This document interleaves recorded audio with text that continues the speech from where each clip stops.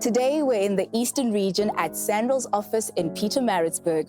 We'll be speaking to Ntsebo Mkhize, who's an environmental coordinator of SANRAL Eastern Region. Good morning, Ntsebo. Morning, Tabeling. Thank you for having me. Thank you so much for joining us. Can you provide us with a brief background of what it is that you do as an environmental coordinator? Okay, I like to summarize my role as someone who provides environmental support and environmental advisory services, both for SANRAL as well as our consultants. Now, before joining SANRAL in February 2024, can you tell us about your work experience? Okay, before joining SANRAL, I worked as an environmental assessment practitioner. I was working in consulting. So I come here with a lot of knowledge. I understand a lot of the challenges that the consultants face. I also understand all the tricks, if I can put it that way. But more than anything, again, it's to offer support and environmental advisory services. I love the fact that you said you come with a lot of knowledge. Now, take us through some of the training that you did in order to become an environmental coordinator. Okay, I started off at the University of Pretoria. I studied landscape architecture, and then I went to Wits University. I got my honors in geography. And then I went to UNISA, got an honors in environmental management. And my last degree was in Masters in Environmental Management with the Northwest University. Wow, so you have 3 degrees and a master's. Yes. Now, what are some of the key pieces of legislation and authorities that you engage with in your role? The key piece of environmental legislation in South Africa is called the National Environmental Management Act, which is better known as SNEMA in the environmental management circles. And that is administered largely by the Department of Forestry, Fisheries and the Environment. The second piece of legislation that I work with a lot within SANRAL, because we build roads, we have bridges that cross rivers and wetlands, is the National Water Act, and that is administered by the Department of Water and Sanitation. When we're upgrading a road or building a new road, there is often a requirement to clear vegetation. And before clearing vegetation, you need to make sure that you not only identify the vegetation that occurs in that area, but if there are any protected plant species, you must make sure that you obtain the relevant permits. In KZN, one of the authorities that administer that is called Ezemvelo, KZN Wildlife, and they are guided by the National Environmental Management Biodiversity Act, called NEMBA in the environmental sectors. We use a lot of acronyms. And the last piece of legislation that we engage with is SANRAL. Because we're building roads, we need material. We need to source material from ore pits. So we need to go and knock on the doors of the Department of Mineral Resources and Energy to obtain our permits so that we're doing everything according to legislation. Now, it all sounds so complicated. Take us through one of the projects that you've worked on, especially one that impacted the environment quite a lot. One of the biggest projects that is in construction as we speak is the N3 Key Ridge project. On that project, the road is going to be realigned. Realignment means that the road is moved from one location to another, or at least that's one of the definitions of realignment. The engineers have further details on that. One of the biggest concerns from authorities as well as interested and affected parties, we're talking the people on the ground, the members of the public, is that you are realigning a road, meaning that you're moving it from one position to another.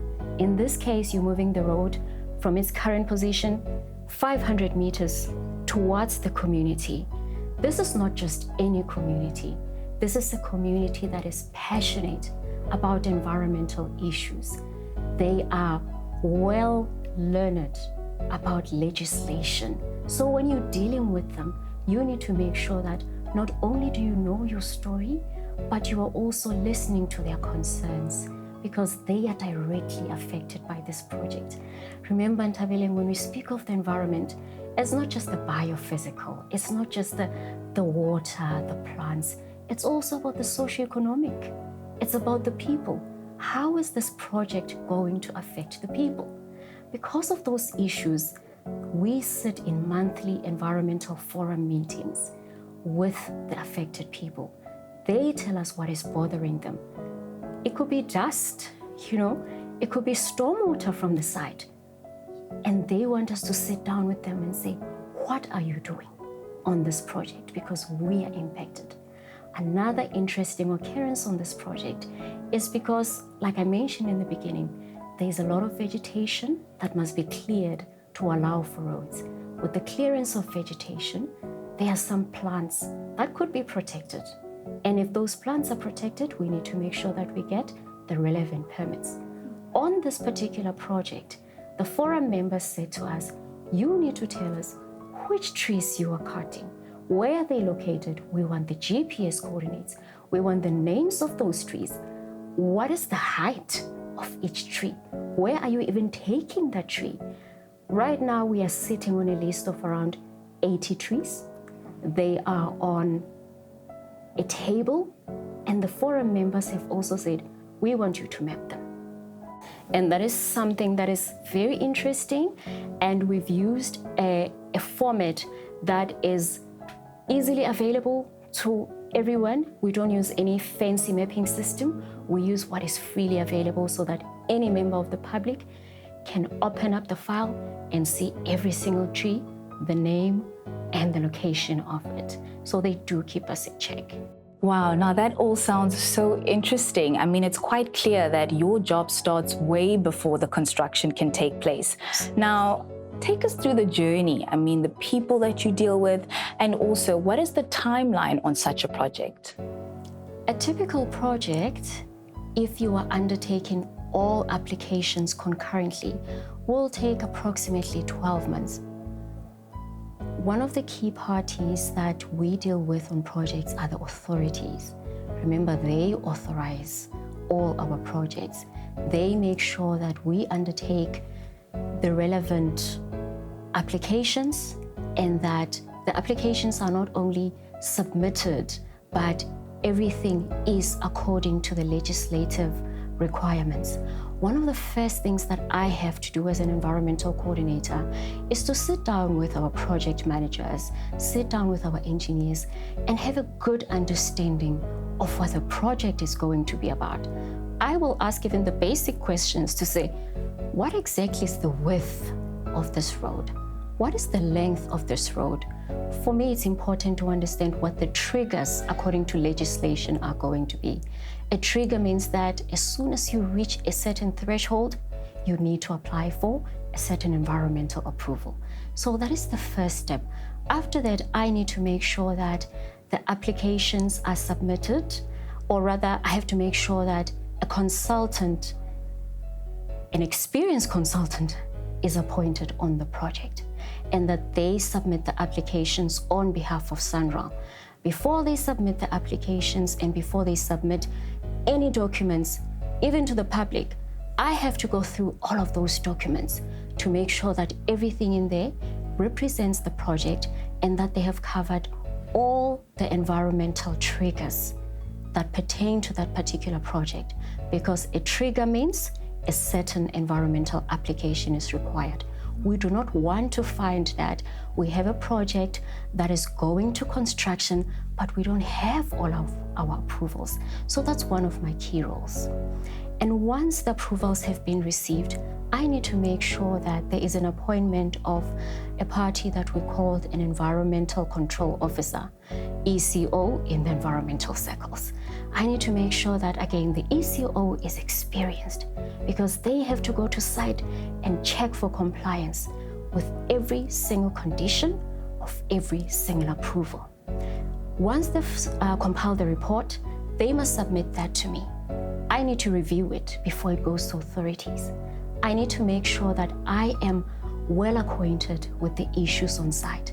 Where there are non-compliances, I have to intervene and say, contractor, what is happening? You have one non-compliance out of 100. The department is going to knock on my door and say, what is happening? The departments, the environmental departments, have got powers to shut down a construction site.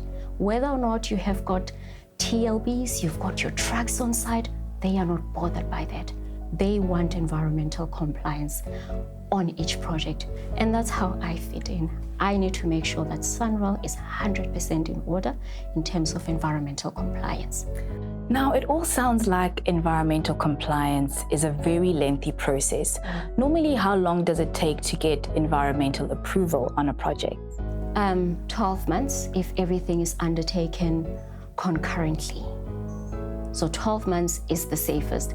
But of course, nobody wants to hear that when the public wants a road opened yesterday. They want a new road yesterday. They don't have that patience. So what I do is that when I work with consultants, I try to engage with them to say, can you not be undertaking such and such an activity at the same time as this one? Why are we taking too long to write this report? What is happening? How can I support you?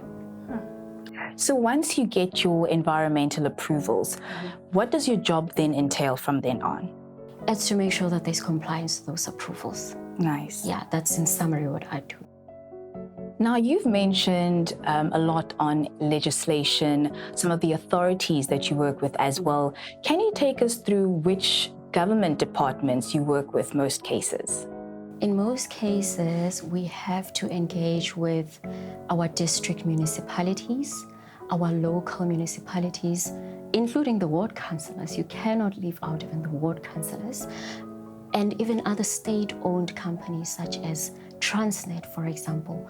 So any government department, any state-owned company, and any authority whose infrastructure is going to be affected by SANRAL's project, we have to engage with them. Ntsebo, I must really commend you on the work that you do and the great qualifications that you have behind it as well. What is some of the advice you would give to young people who look at you and also want to become an environmental coordinator? What does it really take? Oh my goodness. Tabeleng, you have to make sure that you build very good relationships with everybody that you come across. What I do is not easy. I have to juggle a lot of balls, if I can put it that way. So it's very important that if I come across a certain official from whatever department, I get their phone number, I get their email address, and I keep in contact with them, because some projects are not very straightforward. You're not always 100% sure what is required. So it's good that you have somebody's details, someone from the Department of Water and Sanitation, and say, this is our project. What is it that you would require? What advice can you provide to me? What advice can I provide to my engineers for this particular project? Because we want to be compliant. So we want to make sure that good relations are built in everything that we do. The second piece of advice that I would give to aspiring environmental coordinators is that you have to love legislation. You must love legislation, love reading legislation. And when you have any questions, any doubts, you can always, again, knock on the door of somebody and say, I do not understand this. Can you please interpret it for me? So it would be those two, communication and building good relations, that I can advise aspiring environmental coordinators to have. Wow, that is so inspiring. Ntsebo, thank you again so much for your time and all the best with your PhD.